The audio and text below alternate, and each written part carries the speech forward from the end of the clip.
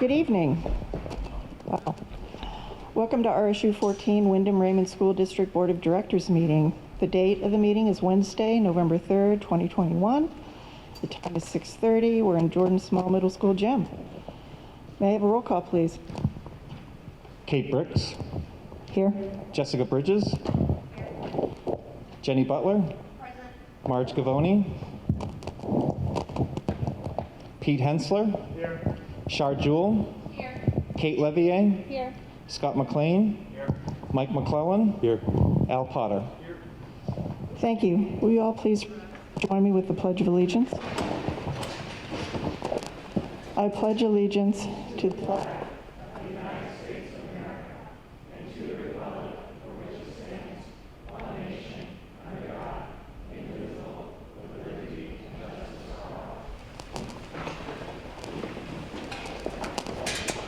Mr. Howe, are there any adjustments to the agenda? We do not have any adjustments to the agenda tonight. Perfect. Well, I've just spoken to you. I want to officially congratulate our superintendent, Mr. Howe, this evening, who was selected on Wednesday as Superintendent of the Year.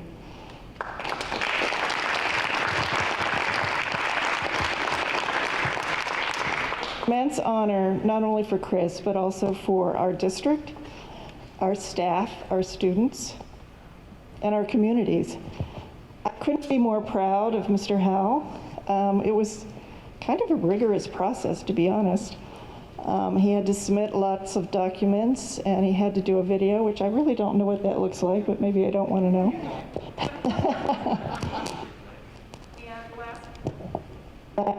This is tricky. Okay. Last Wednesday, in front of all of his peers, all of the superintendents for the state of Maine, he was presented the award. So we couldn't have a better superintendent. So congratulations, Chris.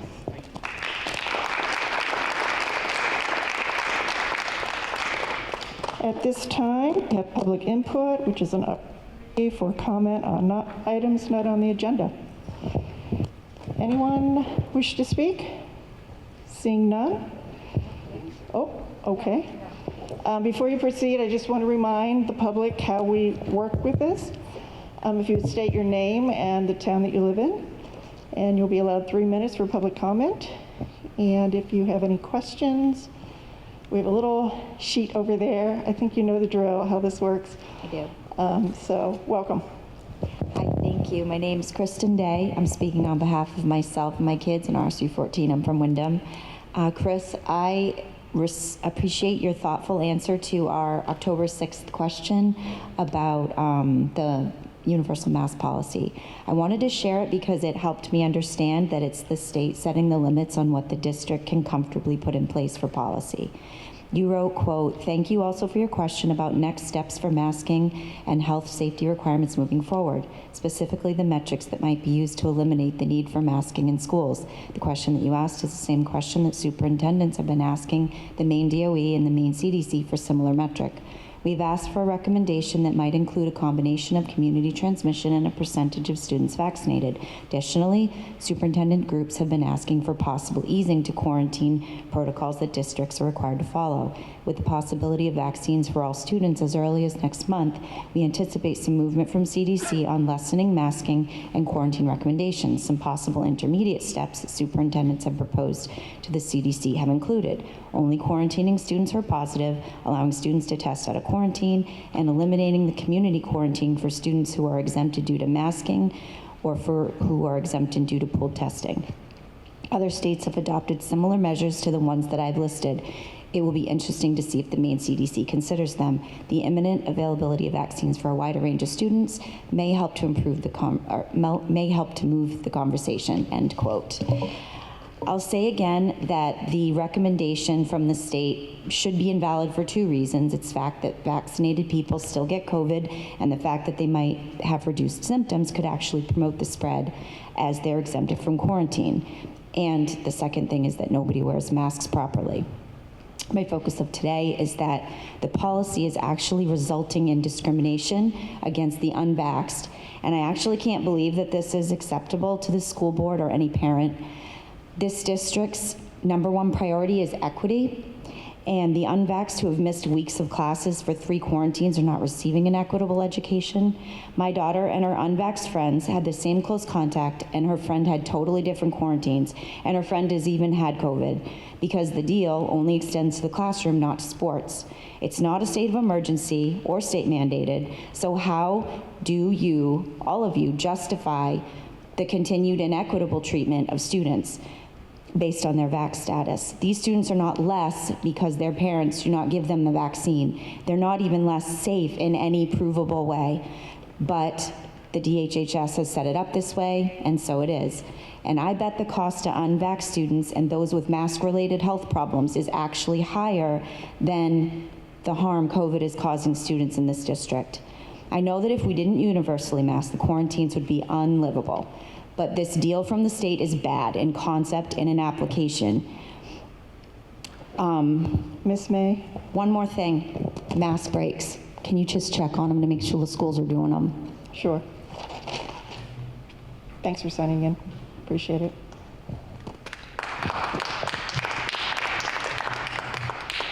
Anyone else?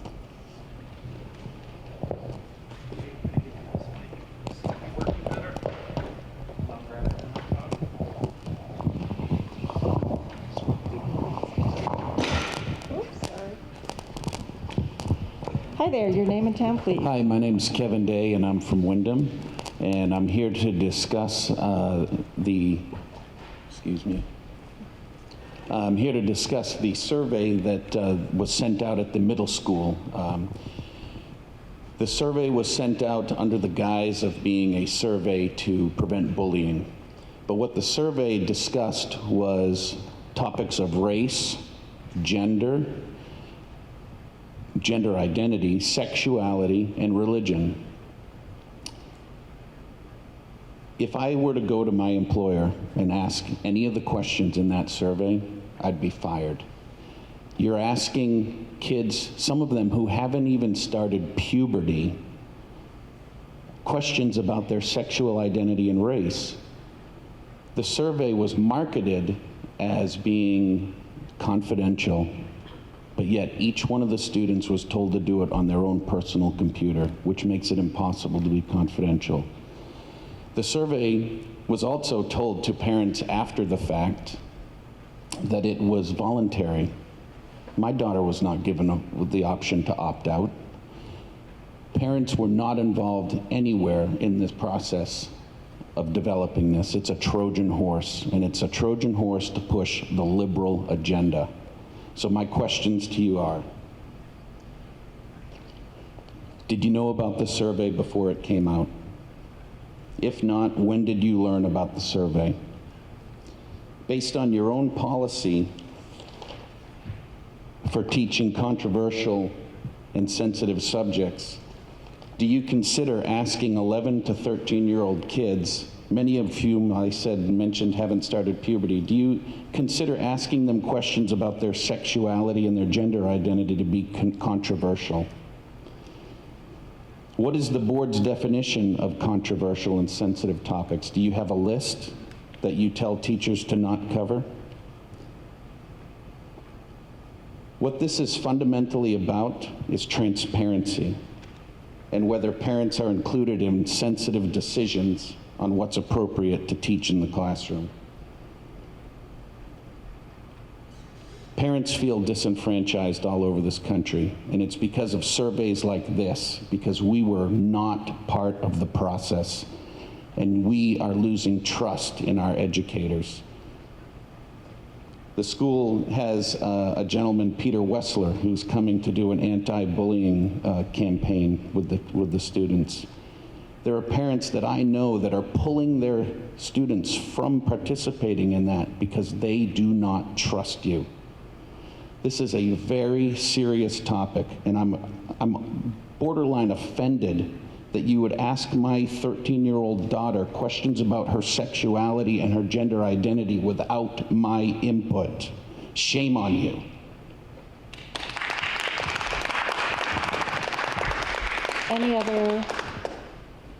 Any other public comment? Sir, welcome.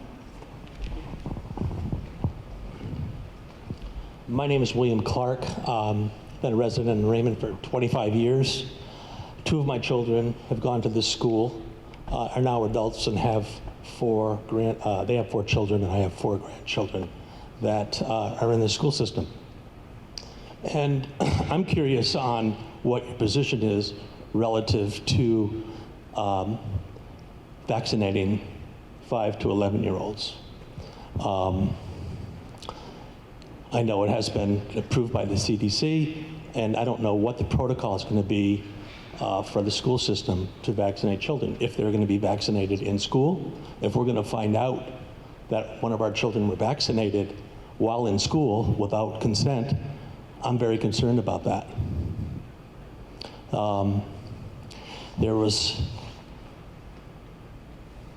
some precedent set back in 2019 with relative to vaccines, and this was pre-COVID, that advice and consent is given on a day that vaccines were administered to students in the school if the student was in school, in fact, and there was no permission or there was no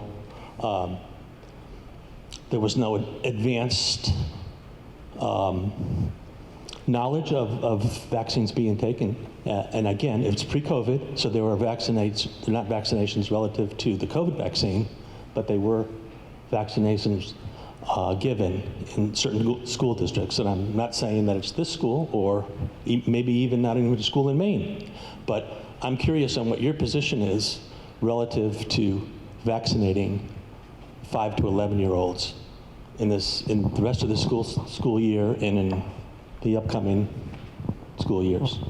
Mr. Clark, our protocol is if you wouldn't mind putting your contact information down, we would definitely get back with you with answers. Thank you for your question. Anyone else?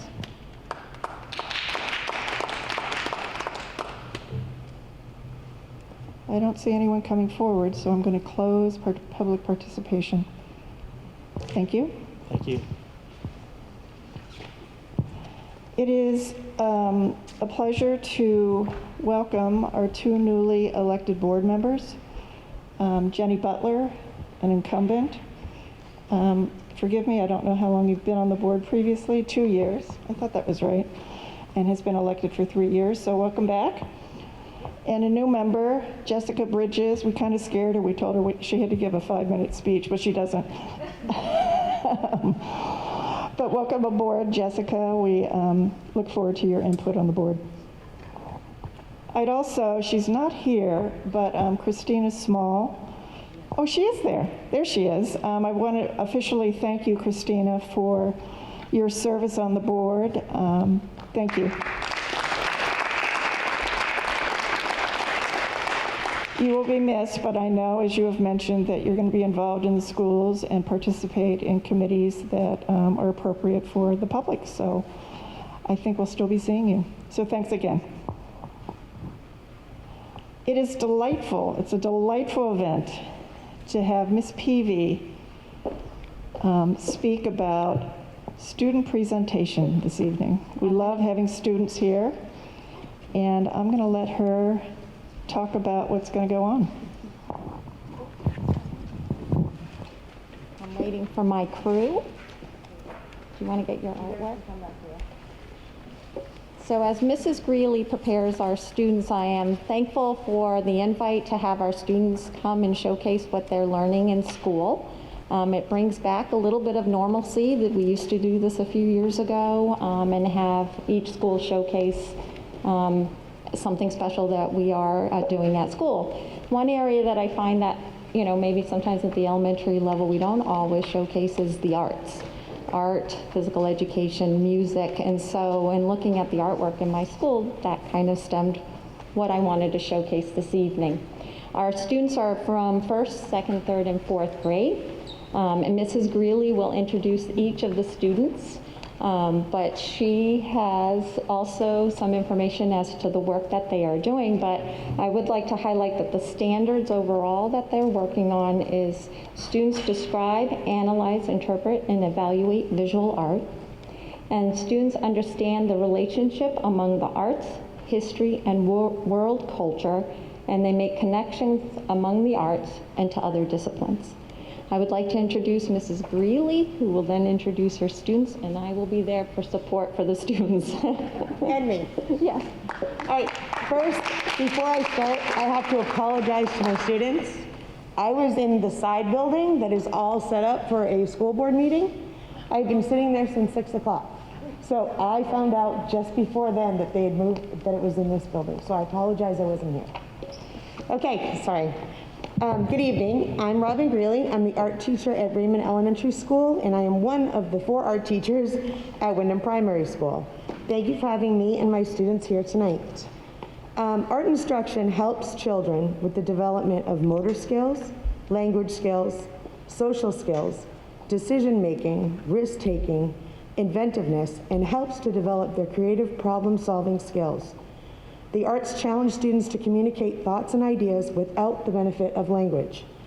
As we all know, the world we live in has been a different place this last year and a half. There seems to be division and controversy everywhere. In art class, instead of focusing on what separates us, we have decided to focus on what unites us. The world is made up of millions of people and thousands of cultures. As artists, we are going to explore the world through art from other cultures. The goal of this exploration is to connect with our own culture as well as with the cultures of the wider world. The students and I would like to share a little of what we've been working on so far this school year. In kindergarten, the students will learn about the Native American cave art and how it is used to communicate with other tribes and has become a historical record. The students will also learn about the use of geometric shapes in architecture and create their own Islamic onion-domed buildings. I would like to take a moment to introduce Ruby Saunders from 1st grade. Can you take this out? You can hold that up so you can see it.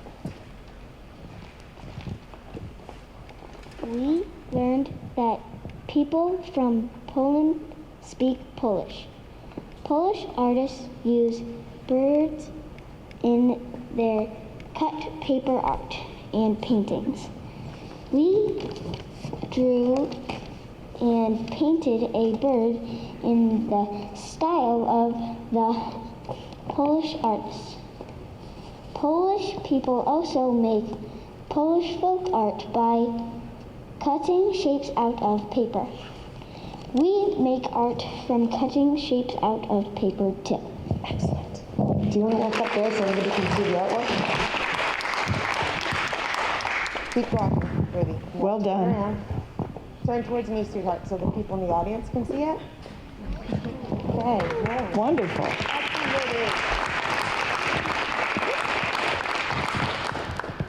Next, I'd like to introduce Melinda Gervais from 2nd grade. We read from right to left to right and across the paper.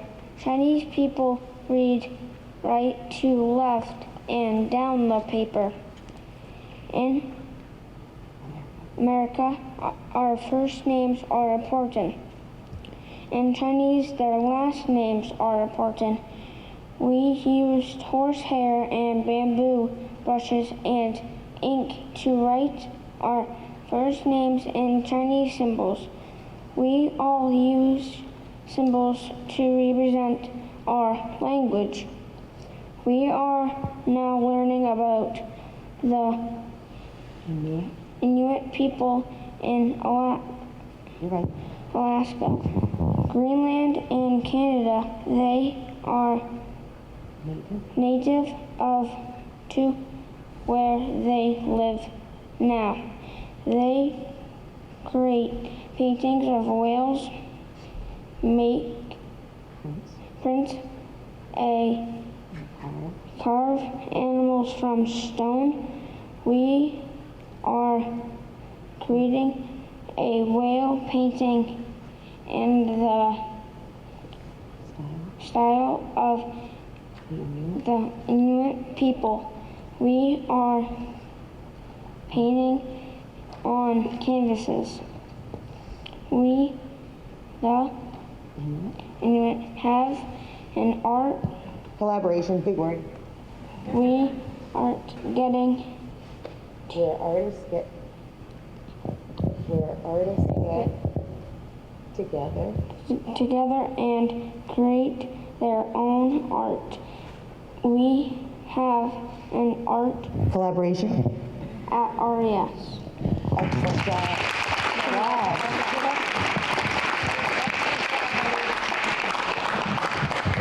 Wonderful work, wonderful work. Good job reading, too. Those were tough words. I know, I did a good job, didn't I? Okay, and now I'd like to introduce Allie Labordes, who is in 3rd grade. We learned about the Aboriginal people of Australia. They try to live and create art the same way their ancestors did to preserve their culture. They create their paintings using animal shapes, dots, and symbols. We used animal shapes, dots, and Aboriginal symbols in our paintings too. We could recognize what some of the Aboriginal symbols meant because of the pictures are similar to how we draw objects. Beautiful. Absolutely beautiful. I love your research, too. And lastly, I would like to introduce Corbin Sawyer from 4th grade. We learned that Native Americans used symbols to represent words and thoughts. Tribes did not share a common language, but they shared land and had to follow their food source. So they could leave images on rocks, trees, and in caves to identify what animals lived there and where the water was. By using pictures, people from other tribes could understand the information. Each culture used pictures to communicate before they had a common language. No matter where people live, we all learn to read pictures. We all have a visual vocabulary. Excellent job. Love the colors. So beautiful. Beautiful.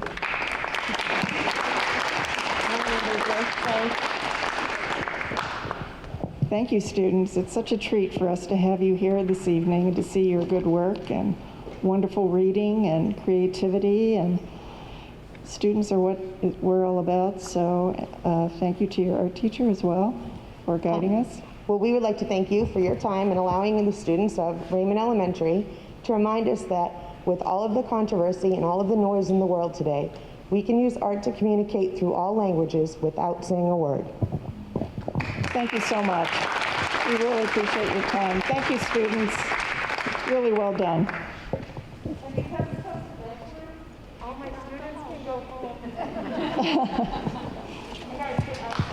Thank you, parents, for bringing your students here and all of your support. We really appreciate it. Item number 8, middle school construction and possible consolidation of Wyndham Middle School and Jordan Small Middle School. I'd like to present Mr. Howell, who will give us an update.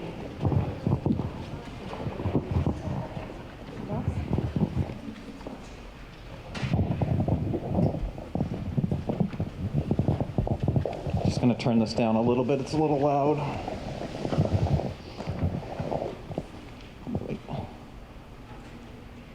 All right, that one right there. Let's try that a little bit. Everyone can hear me okay?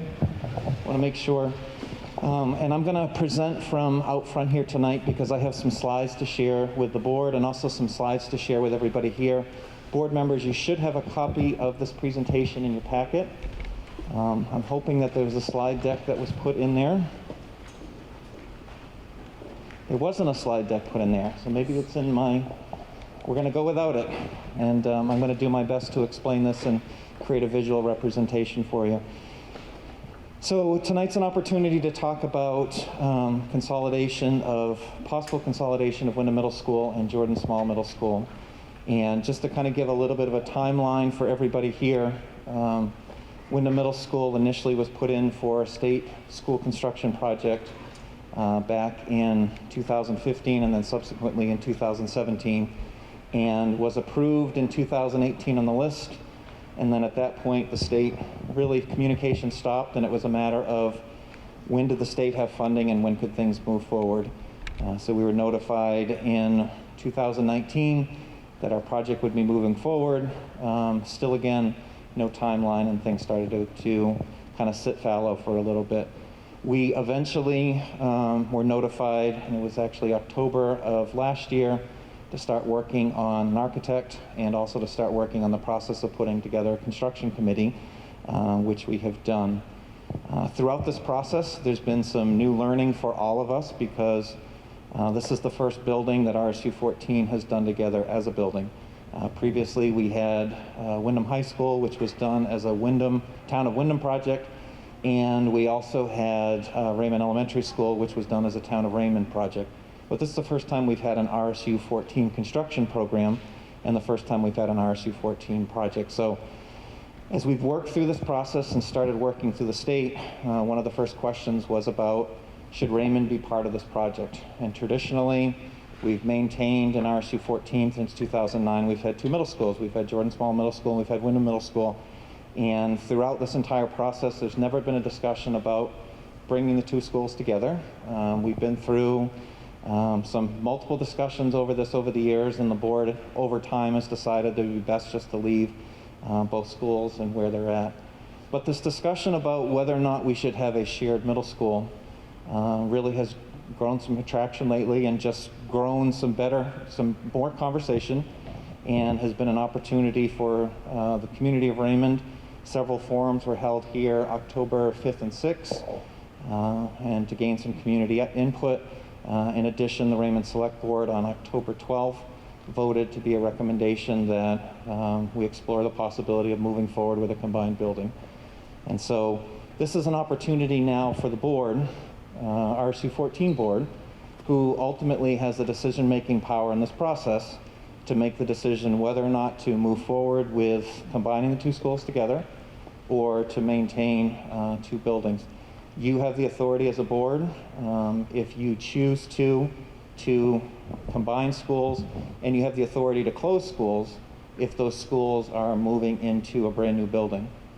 If you are just in the midst of looking at a school building and saying, you know what, we're just going to go ahead and close a building, then that requires to go to a town vote.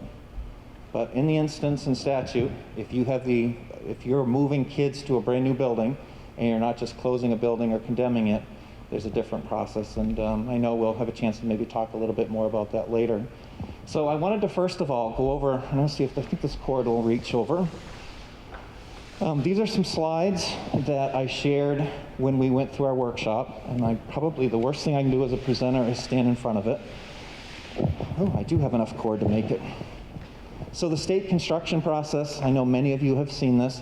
It's a 21, 22-step process, and RSU 14 is over in this point. We've just recently, in June, chose a designer, and we're in this process of do we actually keep the Windham Middle School and renovate it, or do we go with a new building? And there's a study that's going along with that as well. We're also in the process of doing a complete facility study. What makes sense for this new building? What can we do while we're working on it to promote school programs, and what also can we do to help with overcrowding? And so one thing that the state has been very supportive of, and I know the board's familiar, and I know many people here actually sat through some of those other sessions on the 5th and the 6th, is that they're supportive of this being a 5-8 building so that we can add universal pre-K in RSU 14. We've seen great success with 2 classrooms. Wouldn't it be nice that anyone who wants to access universal pre-K, they have that opportunity? So that has been a green light. That's been a go-ahead by the state. Very interested in having us move forward with that. And then we kind of get into this long section here, which is the beginning stages of site approval. And I know that's going to be one of the biggest discussions in all of this, and I wish I could say to all of you tonight, here's where school's going. But there's a process for deciding where school goes. Raymond, I know, will be on November 9th taking a vote to offer up a piece of land. In addition to that, our civil engineers, they actually started the other day with 132 35-plus acre plots in Windham, and they're in the process of narrowing it down.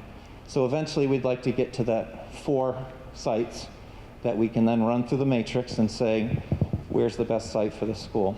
Where's the make the most sense? So still in that process. We're over here. We still have some things where we're going to need to go to, which is doing some mapping. What is this building going to look like going to referendum? And this is a building that has a projected date of opening in the fall of 2026. I shared this at the previous meeting. Educational visioning. Randy and Drew are here. Randy and Drew had the opportunity to work with Frank Locker, it's almost 2 years ago now, in October. And Frank is a nationally, internationally known person for school planning and for visioning. So had a chance to work with both. Here we are also working in the new versus renovation. We are at this point right now, the state has said, you know what, Wyndham Middle School isn't worth saving. For school purposes, we're going to move forward with a brand new building. Then we're moving here into site selection, and notice site selection goes all the way through October of 2022.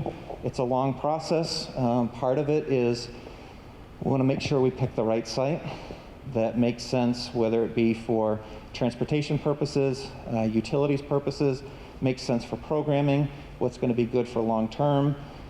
So that's going to take a while to go through that. So I know one of the questions that came out of the last meeting, if Jordan Small joins, where's the building going to go? There's a process that we'll follow, and we'll work through that.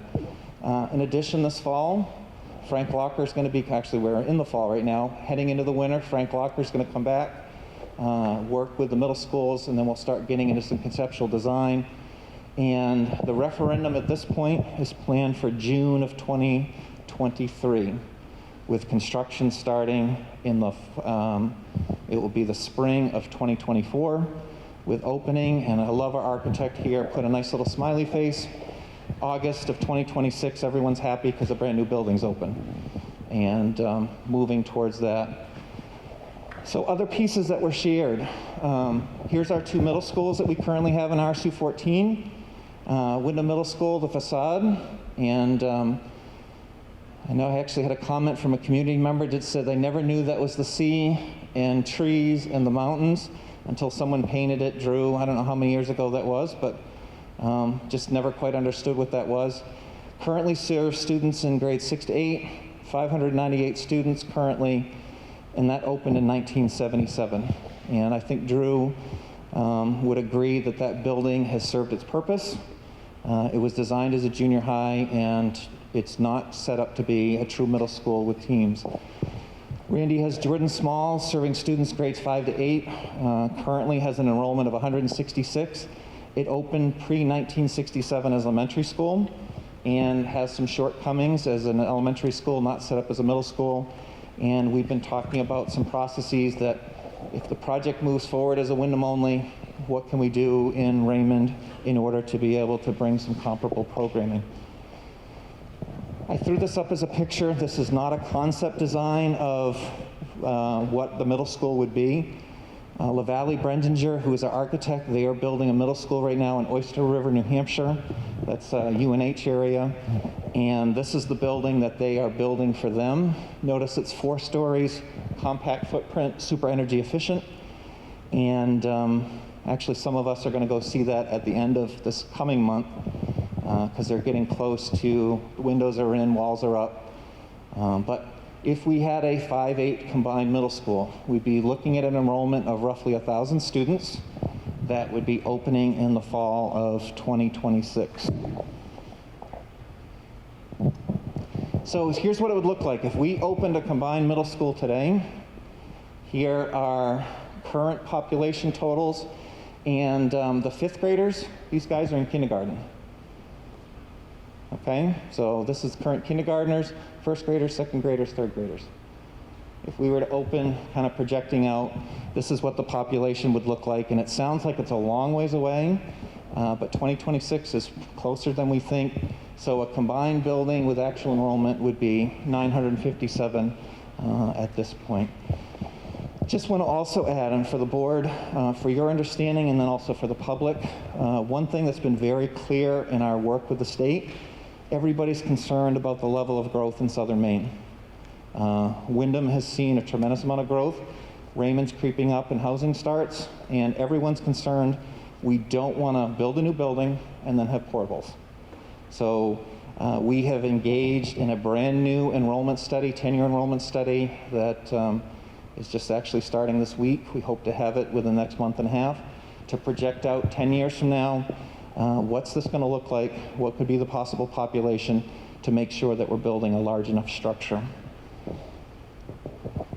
I shared this at the meetings we had on the 5th and 6th, just to kind of help people understand.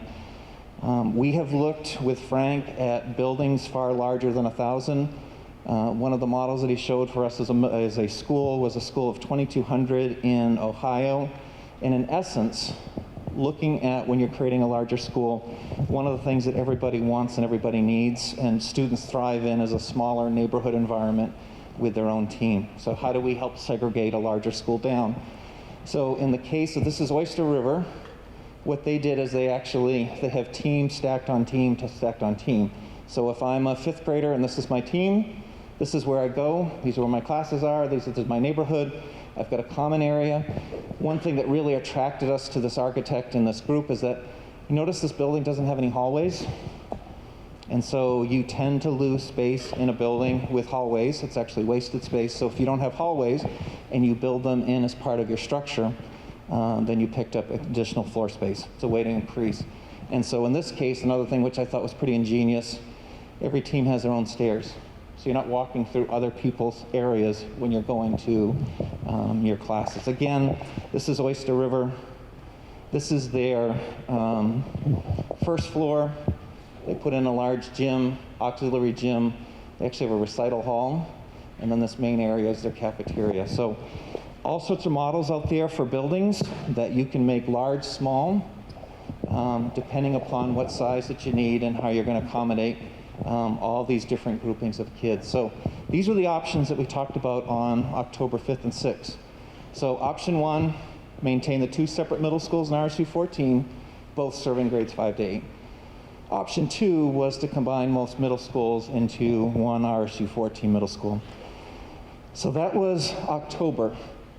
And a couple of the questions that came out in October were about financing for this project. How is this actually going to be funded? And there were some questions about if Raymond decides to join, what's the impact on funding? How much is it going to cost Raymond? How much is it going to cost Windham? So I had a chance to spend some time last week with the person who writes our ED 279s, and that's what our subsidy formula, we talk about it a lot in budget, but in essence it's how is debt associated with each of the towns in the RSU. So in this case, how much will be attributed to Raymond and how much will be attributed to Windham. So a chance to look at that. So in our construction funding, number 1, you have a state allocation for a construction bond. The state says, based on the wealth of your community, here's how much you can afford. And so we're going to give you some subsidy towards this, and depending upon percentage of students and perceived wealth, they start to give you that funding. The other piece here is local additional funding. And we have a cost sharing formula between RSU 14, Windham and Raymond. And basically that formula is that a local only project, one not funded with state funds, the community in which that place is built, that community has to pay for it. They're responsible for those local funds. With the exception, if you have students that are coming from the opposite town, then that opposite town pays a percentage. A great example of that is Windham High School. Windham High School is Windham debt, but Raymond pays a percentage of the local only debt based on the percentage of kids at Windham High School from Raymond who are attending. And so that's how our formula works. What's different in this project than when that was written into the local formula back in 2015, I think, Teresa, that's when it was done, is that most of this project is actually being paid for by the state. This is not a local only project. This is not a local additional funding. I've been told by the state not to share numbers. Projected cost at this point is $70 million for this project. Could be higher, could be lower, but that's what they put in as a parking lot for how much they anticipate this project's going to cost. So $70 million would come through as that state allocation. If the district decides to do anything locally or local additional, bigger cafeteria. Let's say that we want to do a performing arts center just for middle school. Or if you want to have certain outdoor programs, greater STEM, build your labs a little bigger. This would be local additional funding. If it's a single middle school, whatever community it's in pays for it. If it's a shared middle school, it gets shared based on the percentage of students. And if you were to do that today, 17% of a combined middle school would be Raymond, so Raymond would pay 17% of these local costs. Windham would pay 83%. And again, I just quoted this, but this is our rate straight out of our cost sharing agreement, talking about the two-year average enrollment and then where it's built in the community. So, one thing that we've learned, and this is where it's interesting working on a state project. We have a state construction office, they deal with construction. We have a state finance office, they deal with finance. Construction doesn't have the finance answers, so you have to go to the finance office to do that. So I've asked a week ago, based on some of the feedback we received, if this moved forward as a Windham-Raymond project, how would this be funded? How would the state look at our two communities? And so it's important to kind of go back to, RSU 14 has debt. We've had debt in the past, but Windham High School's debt, the name on those bonds is the town of Windham. They actually own that debt. We get a subsidy from the state of Maine. We pay the town of Windham. Town of Windham pays the bill. We still have that debt. That retires local only in 23, state debt in 24. Raymond Elementary School was in the name of the town of Windham. Money came to the RSU. RSU paid town of Raymond, and that's how that debt got taken care of. The new middle school, this is RSU 14 debt. Because RSU 14, we are our own municipal entity. This isn't Windham debt, this isn't Raymond debt, this is RSU 14 debt. So it runs a little different than the previous debt that we've had. So they're anticipating on a $70 million bond that our yearly payments are going to be roughly $1.9 million. So what's going to be a little different for this, and I just want to bring it up to the next slide, is this component. And this is right out of the state funding formula. And board members, I'll make sure, you had this in your packet, I'll make sure that you get a copy ASAP on this. When the state looks at RSU debt, it says this belongs to both communities. And it belongs to both communities based on the percentage of pupils that you have in the district. And so in essence, when the state looks at this debt of this $1.9 million payment, they're saying 18% of that payment belongs to the town of Raymond. 82% of that payment belongs to the town of Windham. What it also means is that if Raymond is part of the new Windham Middle School, or the new middle school, Raymond pays 18% of that debt. If Raymond is not part of the new middle school, Raymond pays for this debt. So it doesn't matter which happens, which scenario, that there's a component that's paid, and it runs through our normal subsidy formula. So here's where it comes down to for payments. $354,000 would be assigned to Raymond. This $2.7 million being assigned to Windham, that's the combined debt of Windham High School and the new Windham Middle School. So looking at those two components. One thing that I also did learn in addition is that for Raymond, this 354, there's actually a circuit breaker that's built into the program. Raymond's debt maxes out at $294,000. So if it's an $80 million project, assuming interest rates stay the same, assuming all bond things stay the same, pupil numbers stay the same, $80 million project is $294,000. If it's a $100 million project, it's $294,000. If it drops down and becomes less, then those numbers start to drop. But regardless, 18% of this debt is going to belong to the town of Raymond. 82% of this debt is going to go to the town of Windham. So let's say that And I know we're just coming on the heels of withdrawal. This is a question I've had. What happens if Raymond becomes part and they withdraw? For 20 years, Raymond is responsible for the debt associated when this happens at referendum. So that part doesn't change. There's nothing we can do. There isn't a cost-sharing formula. There isn't anything that local communities can do to manipulate state debt and state debt programs. Local cost-sharing formulas can do local money. State and how that gets allocated through doesn't change. So again, state allocation for the construction bond, 18% allocated to Raymond, 82% allocated to Windham. Other important thing for the community to know is that when the state looks at our towns, they look at perceived wealth and they look at number of pupils. And when they take your perceived wealth and they take your number of pupils, they look at, in essence, it's how much can you afford as a community. And once you hit that point at which you have done everything in the state eyes to say this is what you can afford, subsidy starts to come in. And so this debt, that 18%, would be applied to Raymond. Raymond currently does not receive any subsidy whatsoever from the state of Maine. So this would become local additional cost to Raymond.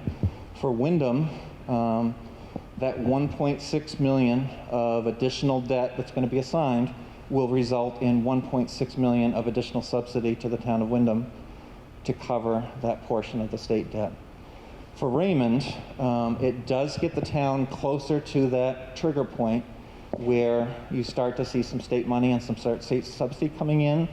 But again, this all comes back to that assignment of the debt. So going back to the options, and again, this is new learning for all of us within the past actually the past week. This is projecting out to 2026.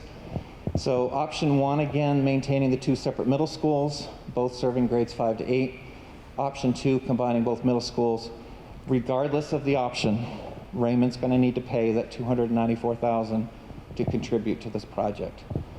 And so as the communities have a chance to talk through, does this make sense for moving forward?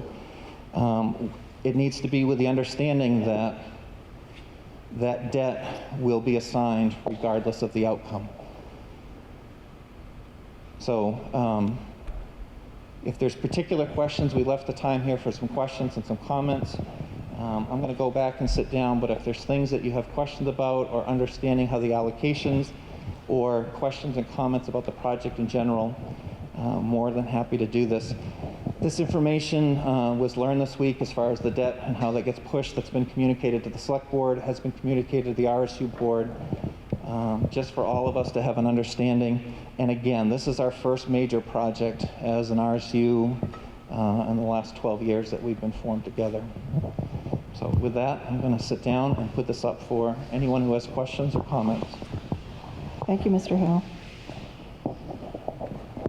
Anyone? Excellent. If you just state your name and town, that'd be great. Caitlin LaCase, Raymond. I have a question.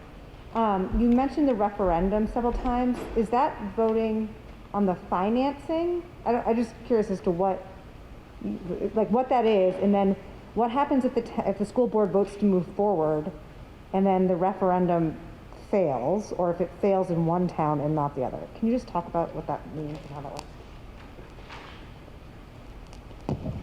I'm just going to hold this to make sure I'm kind of loud here. It's kind of nice when you have your own little microphone set up right here. So first of all, a referendum is that both towns, if it moves forward as two towns, you have to vote to accept the project as it is. Caitlin, I'm going to need to check. My initial understanding is that it looks at it as an overall vote in the RSU, that if one votes up and one votes down, I don't think it matters, but I'm going to double check on that, and I will get back to you on that, and we can add it to the FAQ just to make sure that that information is clear. But in essence, the state is saying, this is your project as both communities. And was there a second question with that? No. Okay. Who else has a burning question? Mr. Howe, what information will be up on our website in case people wanted to review it. Sure. So the FAQ comments, which actually went out a couple times, that is present. We will go ahead and update that as well. In addition, I can put up this PowerPoint on the website so that it's available as a resource. I know it's difficult to see, there's some screenshots that are in there from the proposed ED 279, which is basically it's the state's way of communicating our state allocation. So the screenshots will become a little bit more visible within that. Perfect. Great. Hello. Jody Carroll. I live here in Raymond. A quick question on, I suspect maybe Teresa's team in the select board would better answer the first part. My question is that $354,000, the impact to Raymond residents, is it a tax implication? How does that play out? And can we get that feedback and go back to ask, because I think that understanding what the impact would be to Raymond residents, and then resend out that survey, because I'm sitting here thinking, well, if I'm paying for it anyway, then maybe I do want my kids to go there. And that feedback in the survey that you sent out with the backdrop of understanding that new funding formula might give you renewed perspective in the Raymond community, at least from a survey. So I would encourage you to do that as a follow-up to that and new information. Thank you. Thank you. Anyone else? Well, great.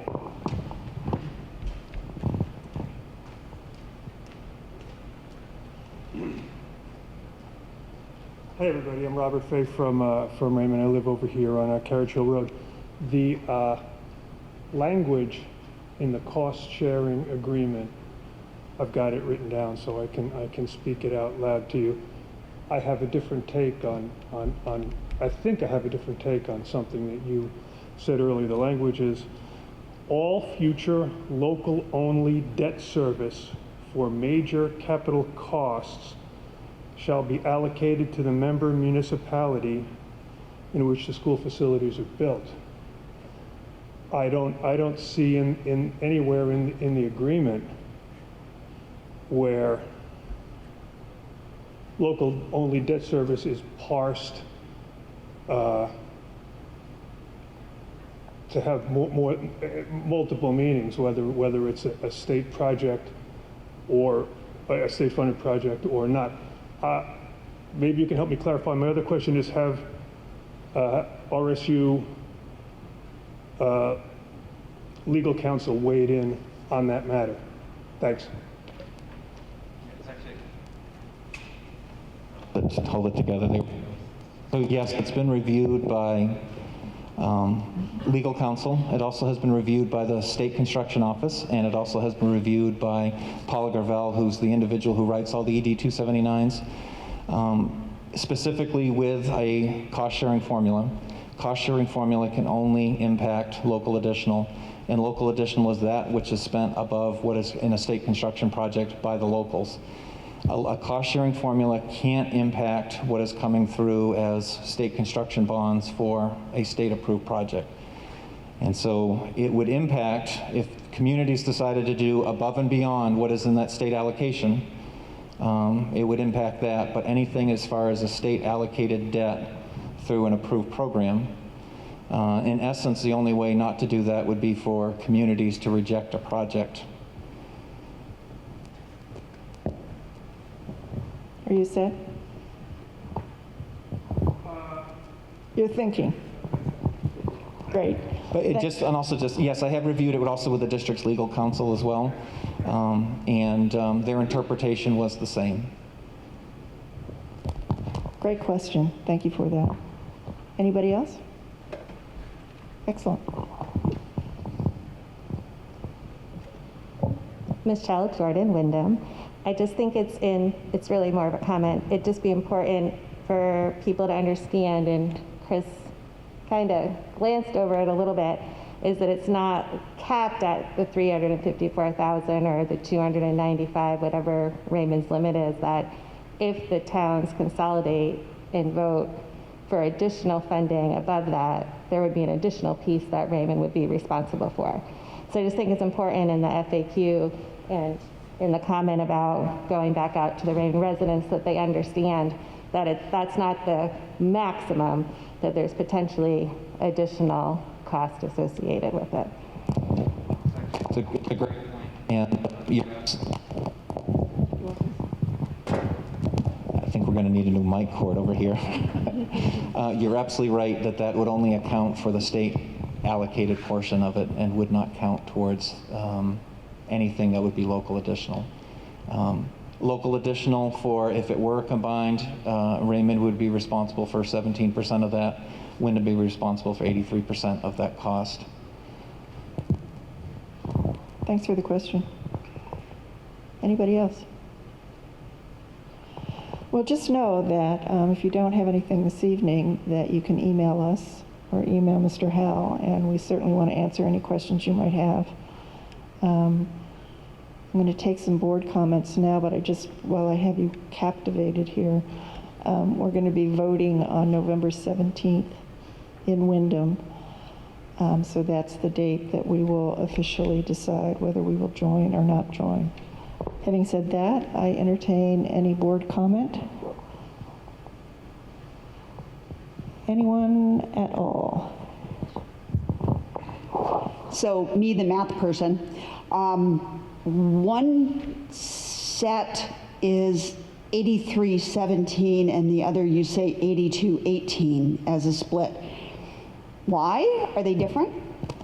Sure. So when the state looks at allocating debt, they're not looking just at the middle school population. They're looking at the overall population in the district. So roughly, RSU as a whole, 18% of the students are, or 18.3, are Raymond students, and then the remainder are Wyndham. For the cost-sharing formula looks at a 2-year average of the students, and roughly a 2-year average projecting forward would be roughly 17%. And that number does fluctuate as get calculated every year to look at that 2-year average. I'm looking down this way. Sure.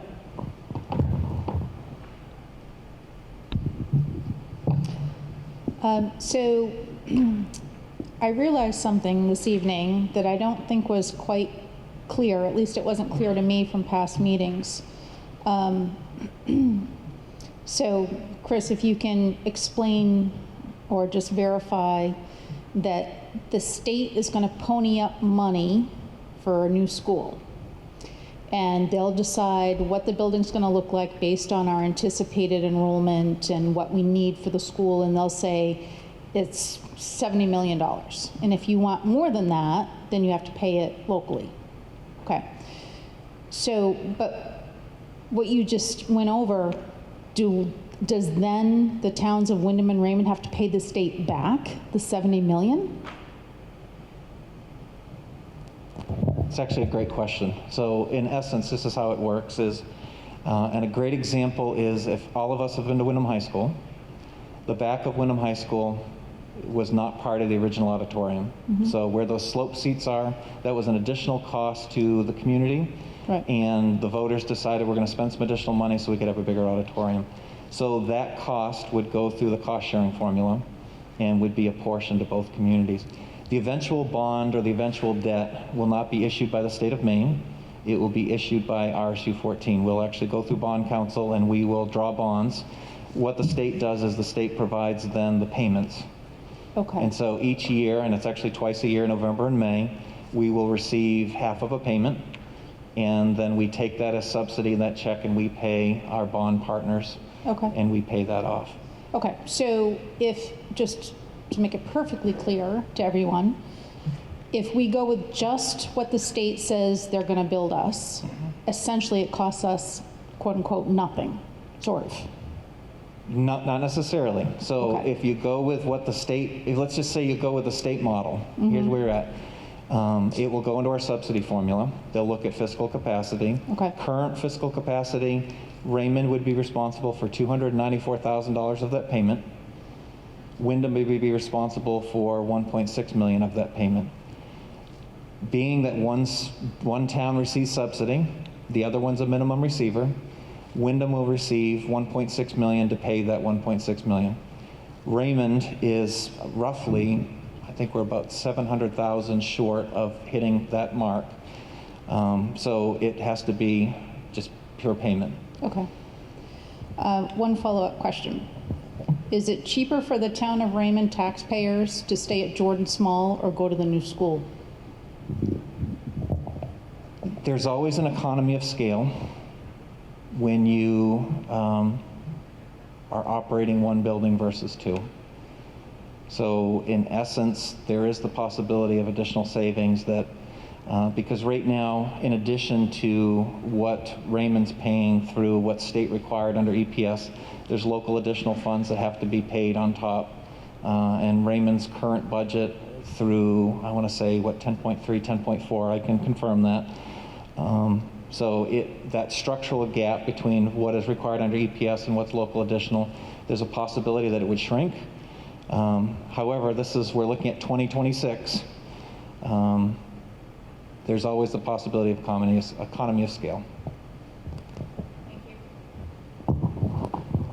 Mike. How's that? Is that okay?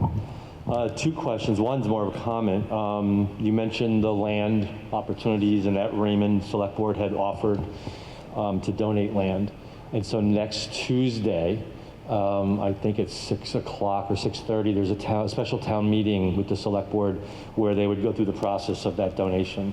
So the whole town has to vote on that. So that's going to happen next week. I guess my question is, there's been so many different issues that we've talked about in this meeting and some other meetings we've had before this, and then just talking to people. And the life of this building, I think, is something that really sticks with me. My understanding is this building, even right now, is older than the lifespan was supposed to be. So can you comment on that at all? You talked about there's plans about keeping the building going, but how are people going to feel in a few years if one community has a brand spanking new building and the other has a building that really can't be adapted? And it's actually a great question. So Wyndham Middle School, when it was built as a 40-year building. And that was 1977. And I'll let Jenny do the math, but I know it's older than 40. So it's reaching the end of its usable lifespan for school, plus instructional model change. Jordan Small has been built several times through expansions, through changes of use, and through other things that have happened. This building that we're looking to do, we're looking at a 50-year lifespan, which was going to outlive me, no question about that. I do share concerns with being able to provide equitable programs in both buildings when you have students that are in a brand new building, and it's not a brand new building that does it, but that access. We have really good people in both buildings, so the people part doesn't, I'm not worried about that. We have outstanding teaching staff at the middle level. But what makes me nervous is equitable programming across the two, whereas if you have one building that has a brand new auditorium and the other one has a stage that doesn't always meet the functions that it needs to meet. There are currently in revolving renovation funds, that was a bond done 2 years ago for an office upgrade here at, similar to what's happened across the street at Raymond Elementary, in the neighborhood about $800,000.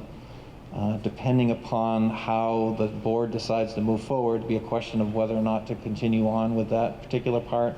There's also was the possibility, and it's actually up by your room, Kelly, by the teacher's room, where knocking out a wall, creating some additional project space. Believe it or not, I think that came in at $170,000 to do that project. So there are some projects. It's just in that case, you'd be extending lifespan and extending use. I think the question would be, and I think I don't know if Jody said it or Caitlin said it, there's still going to be a $290,000 payment on top of revolving renovation of moving forward. You all set, Mike? Okay. Scott?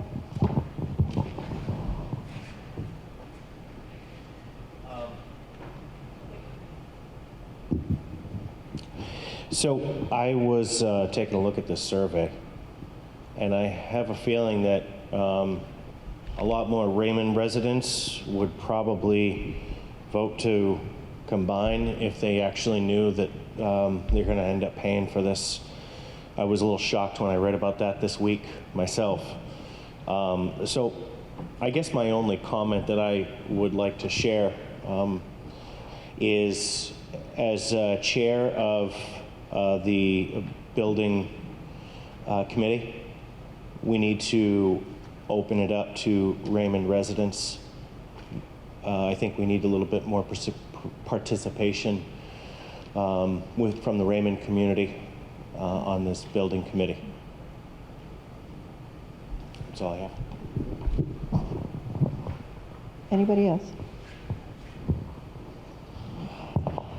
Okay, well again, oh, sorry, Pete, didn't see you. Debating whether I wanted to speak or not, because I don't want to be the downer, but there's a couple of things that just don't sit well with me.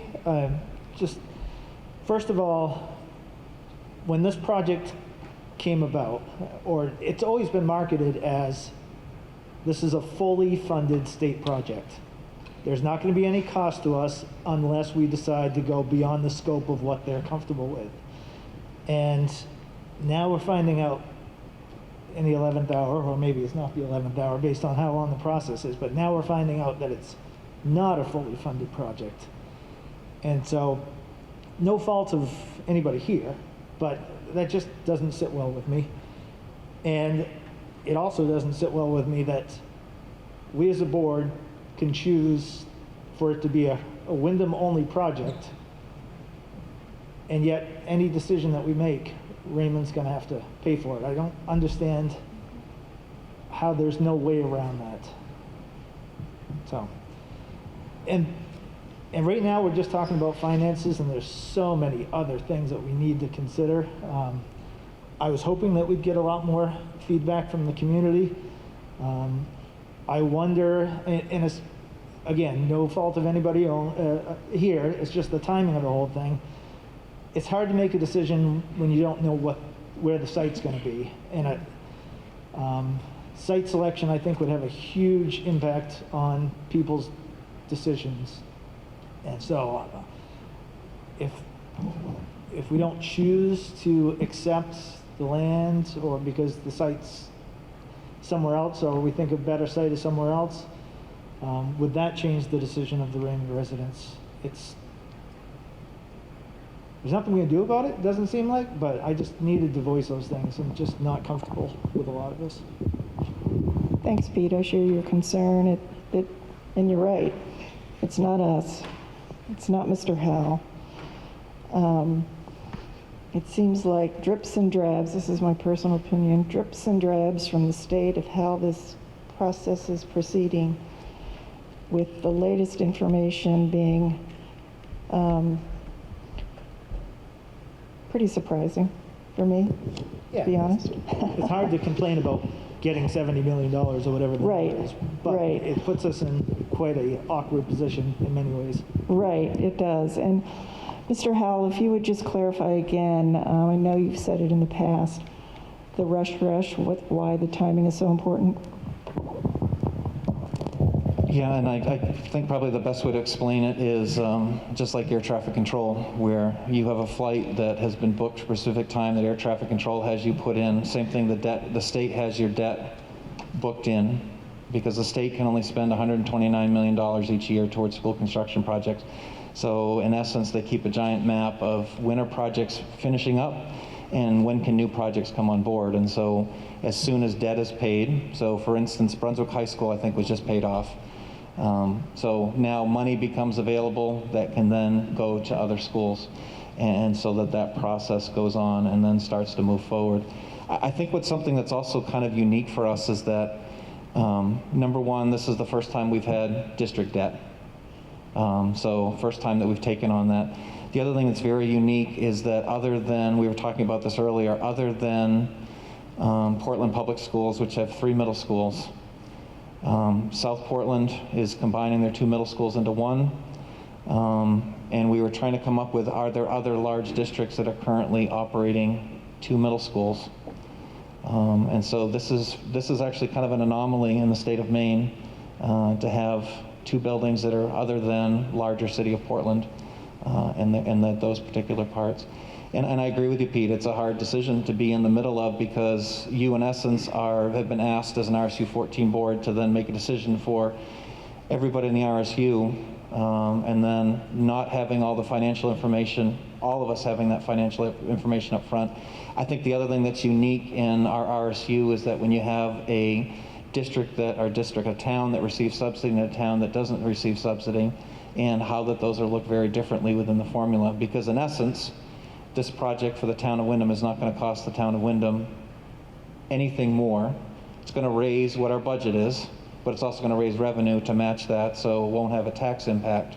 For the town of Raymond, yes, it's going to raise it by $294,000.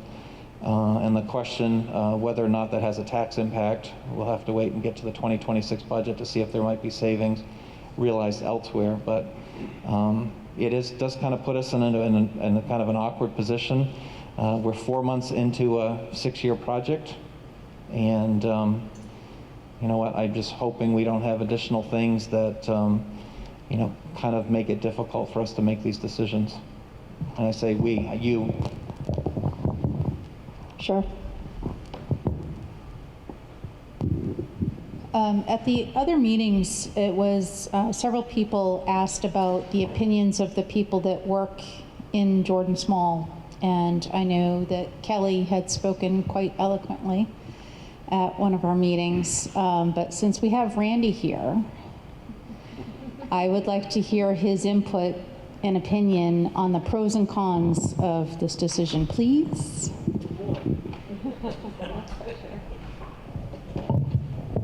I guess first is to your question about how the staff feels, and I don't feel I'm not trying to evade the question, but I'm not sure I know. I'm not sure they know right now. Some staff might say, well, I don't really want to, just based on their geography, I don't want to drive all the way to Windham because I live in that direction. Other staff are much closer, live in the communities of both towns. May not be that big an impact. Some of us will probably be elsewhere by then, if you look at the color of my hair. So I don't think the staff knows what to think. I mean, it was all kind of a surprise, right? As we were talking a year and a half ago about changes we might make to this building to be able to move forward with our vision of more project-based learning and more chances for collaboration in teams and with kids and interdisciplinary units. And so that's still our focus. But we were doing that through the lens of making some changes to this building, which, I would assume would cease, would halt. So that's an adjustment. I think I've been working here, when I started here, it was a K-6 building, okay? So I was here through the process that Raymond looked at. We're going to have a new middle school. Okay, should the 5th grade be in middle school or not? The 5th grade is going to have to ride the bus with the high school kids. I mean, those conversations occurred. And so that process was over 20 years ago.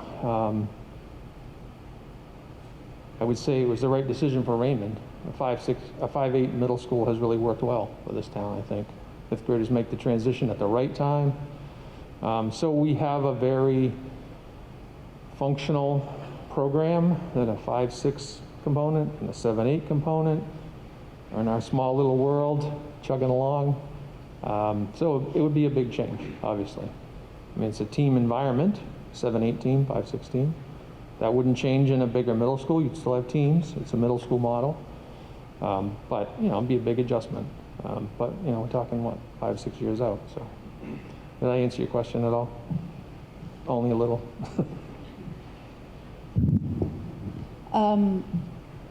What do you envision would be the advantages for Raymond students to be in this new building?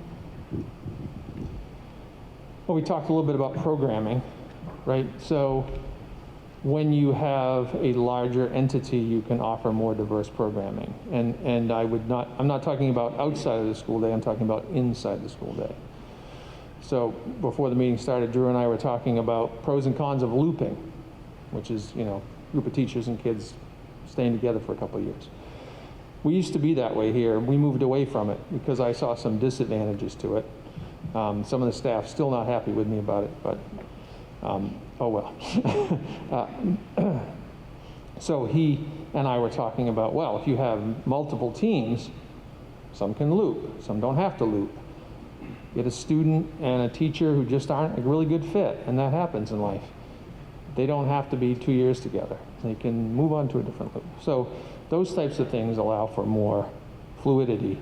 You know, you might say, we're going to group kids who are going to take a foreign language on this team for this year, things like that.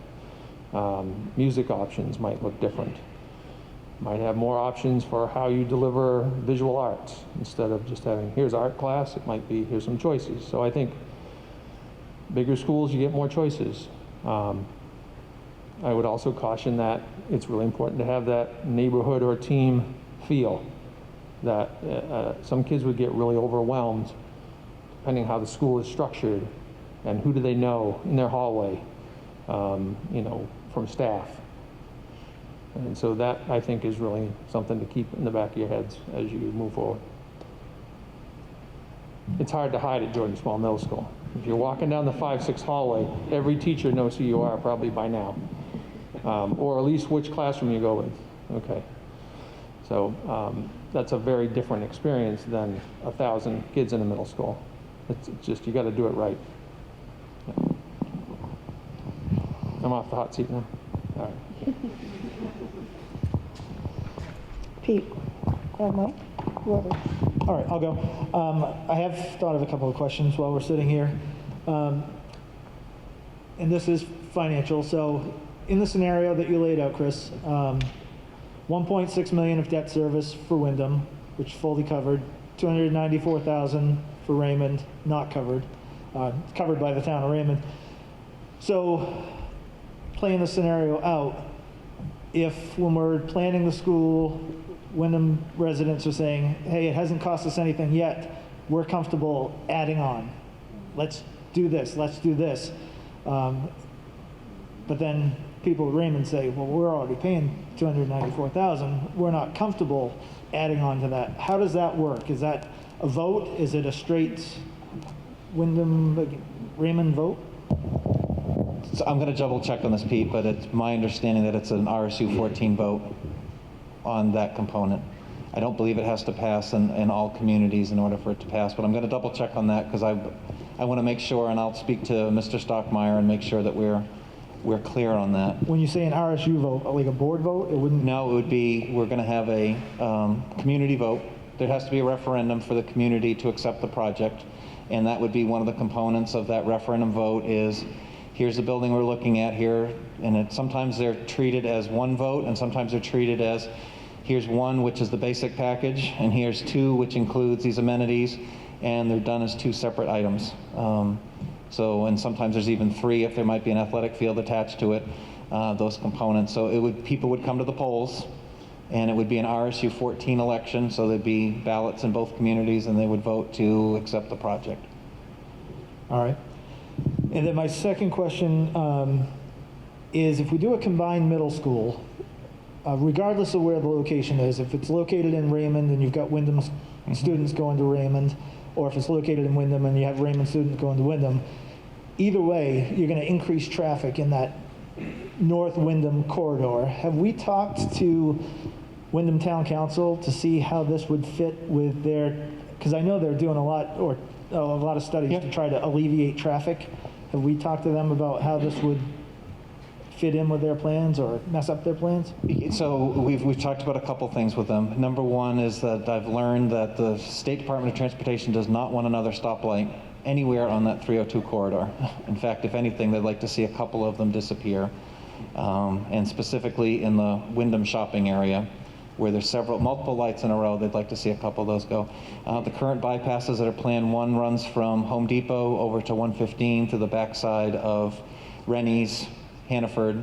The other one is going to run possibly from White's Bridge Road over to Lowe's, over, then dumping out over into 35 to try to alleviate some traffic there. There are concerns depending upon how much traffic that we would be adding going in one direction or the other, with that much more traffic that's added to morning commute. So whether or not you're sending, because another issue that we're going to run into with site selection, and this is one thing the building committee have a chance to look at, is depending upon how far away your middle school and high school, if you want to keep them on the same schedule, is going to increase the number of buses that you're going to have. So the closer they are together, the closer the schedule you can have, the farther apart they are, the more buses you have to buy in order to be able to maintain schedule and move that. So then it also increases traffic. So those are things that in the site selection process have to be considered. How much more traffic are we adding? So there's not a lot of desire to do a stoplight. I've learned from our architect that a stoplight is around $500,000 between the study and the adding of it, just to even add that to an intersection. So that traffic study and mapping will be part of any site selection process. But again, traffic on 302, to the extent that it can be lessened, is within the Department of Transportation's desire. 302 corridor is tough. Mike. Okay, this is my attempt to be a cheerleader and get us all excited. I'll see how I do at the end. So I think Pete's first comments were well taken, the frustration he expressed, and most of us have done that in the 4 meetings we've had on this, and people in the audience have expressed that, the time frame and all that. I know personally, as I've talked to people, as I've read the feedback and as I've talked to people, I've heard people say, well, the people that came out, pretty much said, don't do it. Or at least not so much tonight maybe, but other nights said, don't do it. I've heard other people say to me, well, wait a minute, not many people came out respectfully, but we had this vote where 66% of Raymond said, let's stay in the RSU. So that's a real signal. And my point is that, I think we all want that evidence that says, oh, here's what we should do. Everybody agrees. And that's not going to happen, it doesn't sound like, because there's just, as I think Pete again said, there's just so many factoids in this thing. We don't have the time to figure it all out. When the select board met, the night that I think that they voted to promote this project, Joe Bruno talked about his kids going here, that he was the school board chair multiple times, and but that he felt personally he had to put the emotions aside and basically try to consider the factoids, what's in the best interest of education, the taxpayer, those kind of things.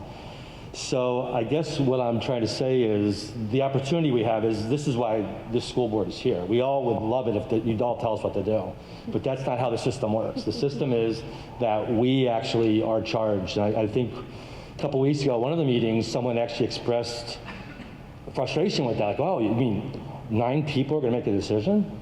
It's like, well, yeah, that's why we're here, actually, for the most part. So I say that for us as a challenge. We're going to come back in 2 weeks, and I assume we're going to have a harder discussion. And everybody gets psyched up and do your homework, and and really think about what are the facts here, what is our charge in terms of the mission of the RSU and those kind of things, and pray about it, and I assume we'll make the right decision.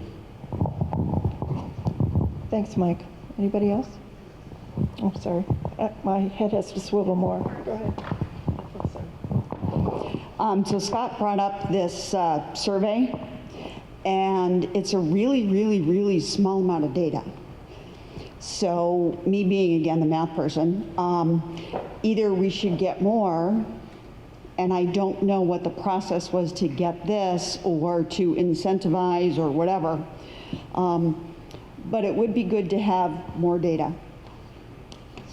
Just an FYI.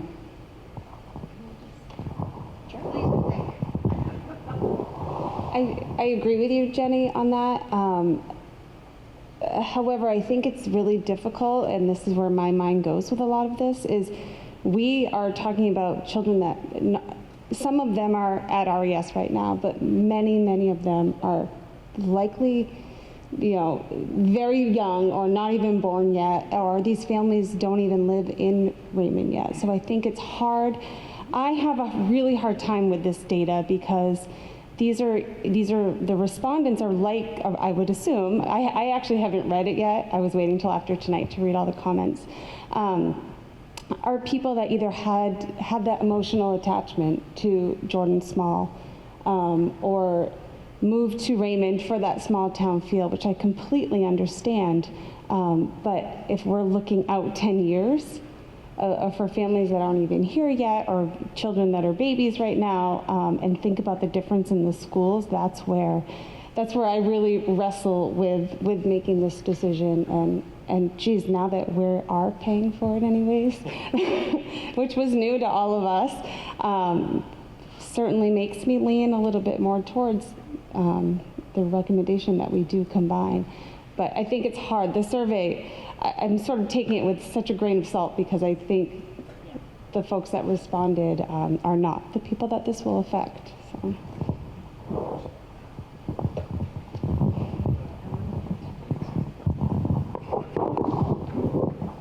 So one of the things I was kind of thinking about here, I know we were talking a lot about all the financial stuff, and I was kind of thinking about a lot of the community-based things about this. And I think I have a really interesting perspective because I live in Windham. I've lived in Windham my whole life. I live 2 minutes away from the high school, but I went to Jordan Small Middle School and I went to Raymond Elementary School. So I kind of have this experience where I went to school in Raymond and now I go to school in Windham. And there's a big difference between class sizes and your entire grade size. In Raymond, we have, similar class sizes. They're like 20, 25 kids like we're talking about in the new school. But your total grade, you're looking at like 50 kids, where in the high school right now, I think we have somewhere around 200 to 250 kids in my grade. And I don't know everybody in my grade. I know I walk down the hallways and I could not tell you half the people in that hallway, and it's a big difference. And it's really interesting to see these different little groupings and the architectural designs, but I think there is a big difference in terms of, 50 kids in your grade, you know everybody throughout 8 years or so, and not being able to know everybody. And then there's also the change where when I went from 8th grade in Jordan Small to freshman year at the high school, there's obviously a difference from going from a middle school to a high school. That's normal, it's a big change. But there's also an added change going from Raymond school to a Windham school. You're going to a school that's part of the Raymond community, and then you're going to Windham High School. And I think not necessarily every kid, but there are kids, who you walk around and they're like, oh, those are the Raymond kids. They stick with their Raymond friends all throughout high school, and they never really become part of the greater Windham community. And I would be concerned that combining these two schools at the middle school level could create, an additional kind of sectionalism kind of idea, something like that. I would be concerned because I know going to the high school, it takes a couple of years to really get to know all of these 200 Windham kids, and it's a big difference. So I think that's something that should really be considered, because if we're combining the two schools, it's really the community's building. And I think that those ideas should be reflected in the design, and it shouldn't just be just Windham, the new Windham building with Raymond involved. It should be the community building with the two schools and the two communities working together.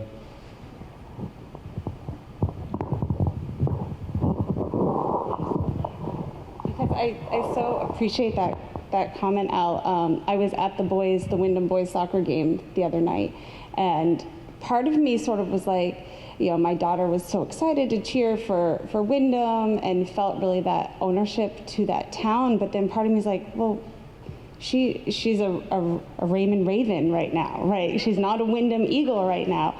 And it kind of sparked me with the middle school, like how great of an opportunity to combine the two communities earlier and get that sort of sense of communities. Because I sort of, this is obviously my own personal issue here, but I sort of felt like, are we like outsiders because we're at the game, because we're Windham residents, even though she's very heavily involved in Windham soccer. But I think that to your point, in some ways, I know I think I'm agreeing with you, that that it would be better to have sort of that sense of community at a younger age.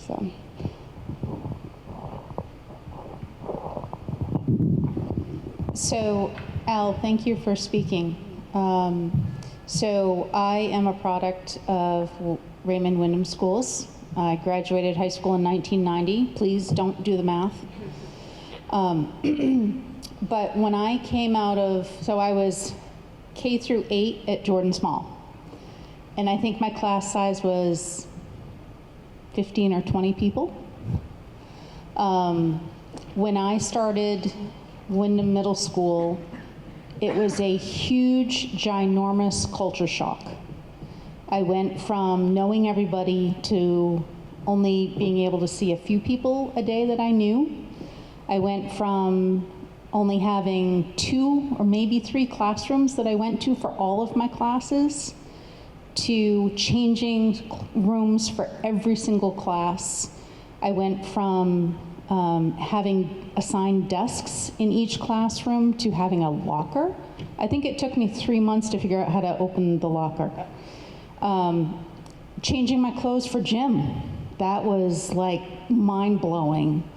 I find it interesting now that it's optional to have to do that. So anyway, I think by the time kids get to high school, this is my personal opinion, they are already so set in the way they think about things, the way they perceive life in the world and other people, that it is harder to integrate new students at the high school level. I think that bringing a bunch of 10-year-olds together that don't have those preconceived notions and identities and bonds, they're more flexible and easier to integrate.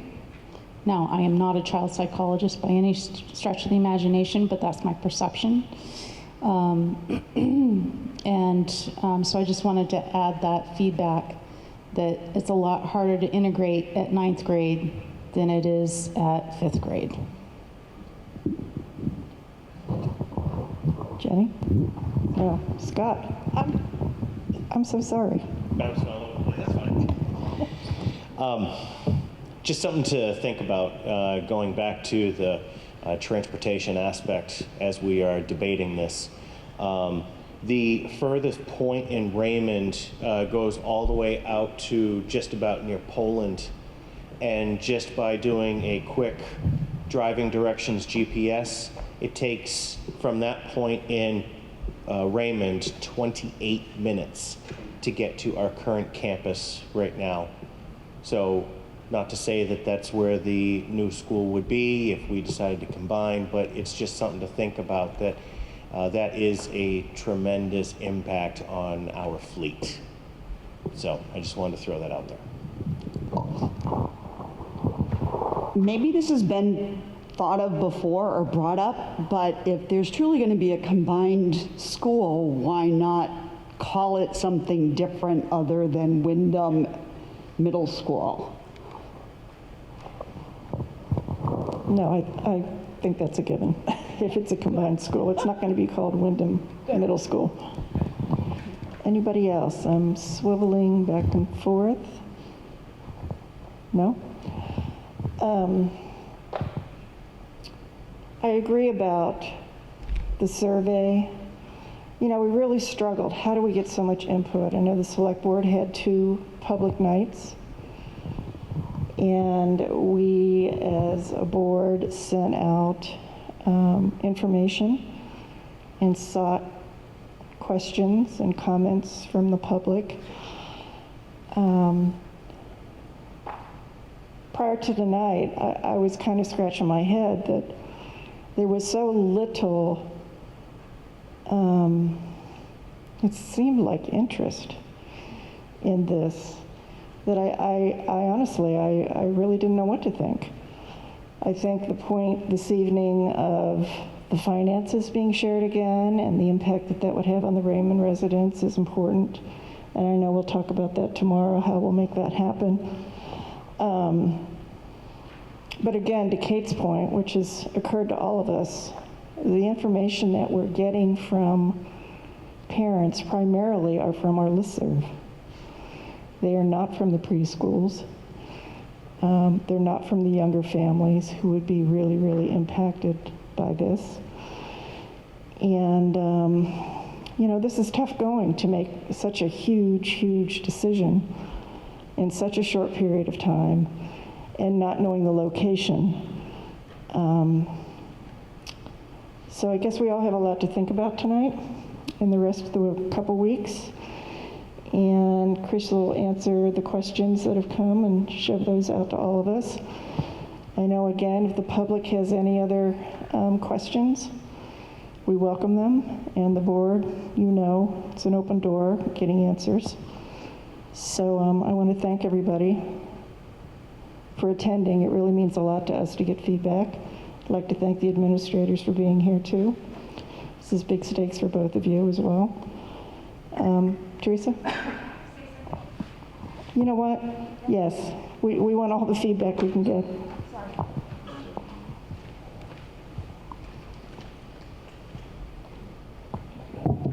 Teresa Sadak, I'm from Raymond here.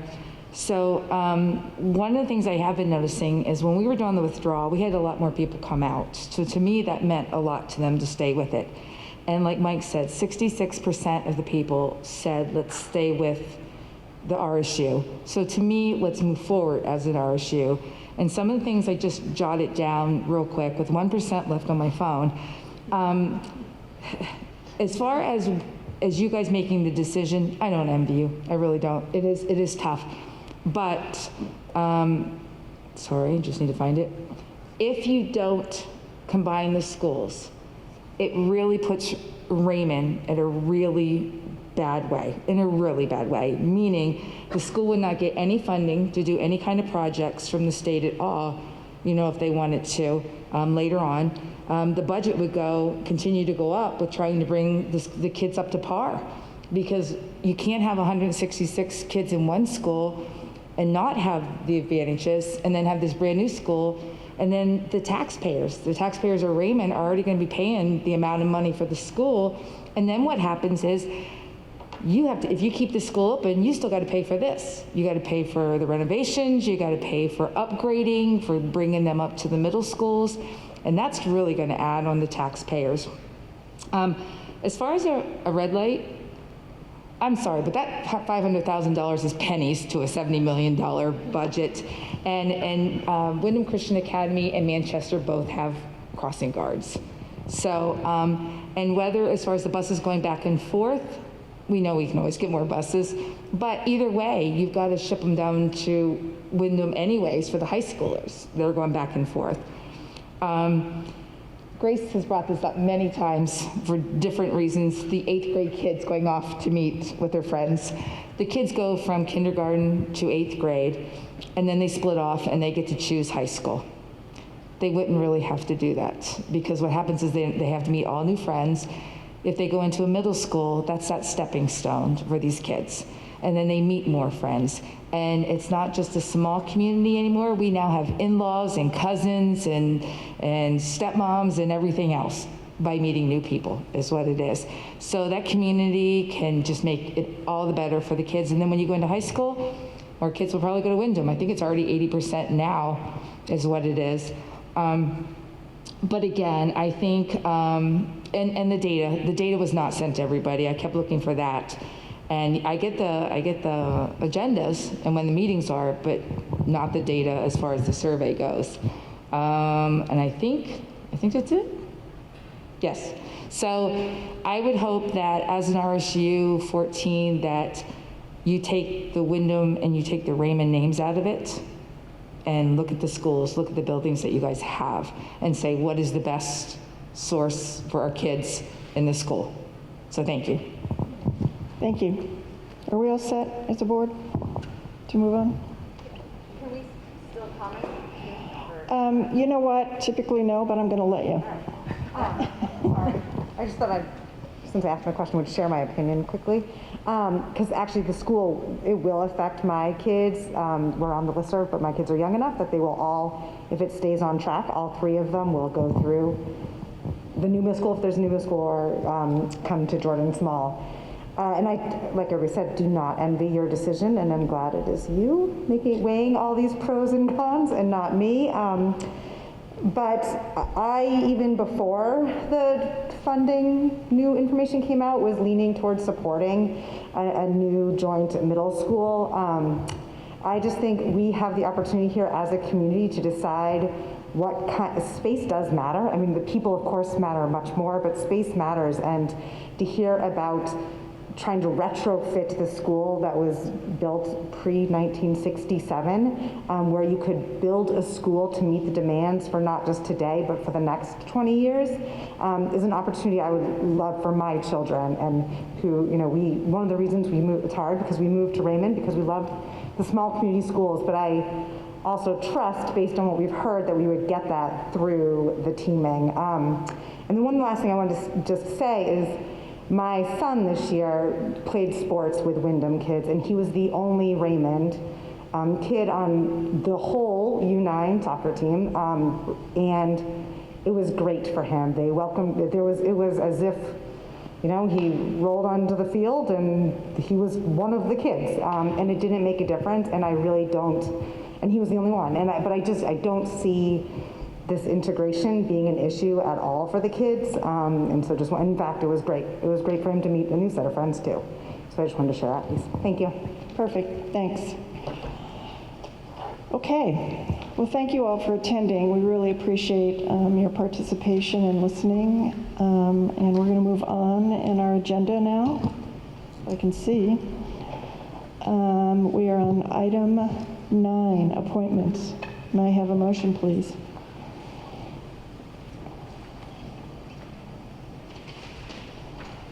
Anyone? I move to approve the following appointments for the 2021-2022 school year.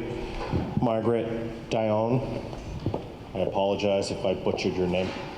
Special education teacher, Wyndham Middle School, BA 0, $40,710,000. I totally messed that one up. $40,710. Prorated $30,196.98. And Jessica Bartholomew, school counselor, RES, Masters 13, salary $63,720, prorated at $28,709.01. Very good. Thank you. Any public comment? Board discussion? All those in favor? Thank you. Item 10, report of the secretary. Seems as though I have the microphone. I move to approve the minutes for the October 20, 2021 meeting. Second. Any public comment? Board discussion? All those in favor? Sorry, I should raise my hand. Okay, let's do a quick committee report. Let's start with finance. Pete, Scott? Nothing for curriculum. Technology, we know. Adult ed. I'm getting to you. Okay. Technology, we don't have anyone, so adult ed, thank you. And you need this. We had a virtual meeting last week. We heard a lot about what was going on, how successful, both with opportunities and financially, the adult ed programs have been working so far this year, and especially compared to pandemic time and how it's really working out well. There are still classes available. You can check online. You can still sign up for this semester. And then the winter-spring catalog will be coming out shortly. Lots of great ideas and opportunities. And again, it was said over and over that if you have an idea for a class that you might like to take, contact them and generally they can figure it out. And all is going well, so good. And they thanked us for our support of their programming. Perfect, thank you. Al? Thank you. The school musical, Mamma Mia, is going as planned. Next week is Tech Week, and the following 2 weeks will be the show, so definitely go check that out if you can.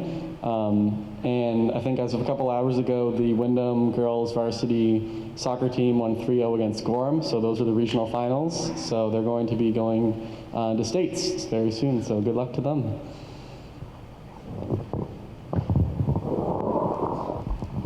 Thank you. Policy did meet on October 21st. It was Christina and Mike and me and Kate. I'll get there. We discussed 2 policies. The first one is board relations with staff. And we took a look at that based on legislation enacted LD 816, an act to improve communications between school board members and the school employees and members of the public. We have hammered out, based on a template that we get from MSMA, and I think perhaps Drummond and Woodsum, I can't remember, a policy, and that will be presented for a first reading at our next meeting. We also talked about BED. This is an interesting one. This is an act regarding remote participation in public proceedings, and this is not allowing the public to view and participate remotely. This is, it kind of is based on our pandemic and Zooms and all of this to allow, kind of open the door to allow board members to participate in meetings via Zoom should you be on vacation or if there was a crisis, snow, ice, whatever, and we all couldn't travel, then we could all meet by Zoom. So this is for board participation. So that will be coming before you as well. And that's all I have for that. Let me get back to this. Mr. Howell, Superintendent's report. Thank you. It's actually nice to have, again, this little thing down here where I can adjust my volume. I kind of like the power of being able to do that. So I wish the gentleman who had come to public comment for vaccines, first of all, we do not administer vaccines to students that we do not have permission to administer vaccines to. There's a process, there's a paperwork piece. There's not just tacit approval by being in school that you're going to be receiving a vaccination. So I will make sure that that individual receives that information. There was a school district, I believe it was Stanford, that did have an issue with a vaccine. But that was multiple years ago, and it wasn't not in RSU 14 that happened. So tomorrow, actually back up a little bit. So vaccines for students ages 5 to 11 was officially approved as of yesterday. Our health staff met with Maine Health today to finalize some plans, and we'll have a letter going out to the community tomorrow. And so starting the week of November 15th, which is not next week, it's the following week, for those families who would like to take advantage of vaccination.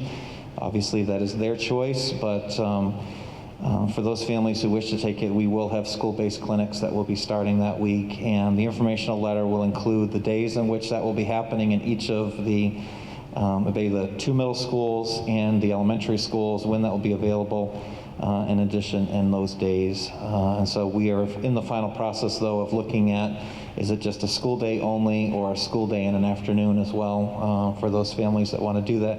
And again, this is pure choice by families. If anyone who does not want to have their student participate, they do not need to have their student. This is a service that we're providing to families, and what we're hearing already is that if you do want to sign up for vaccination, slots are already filled.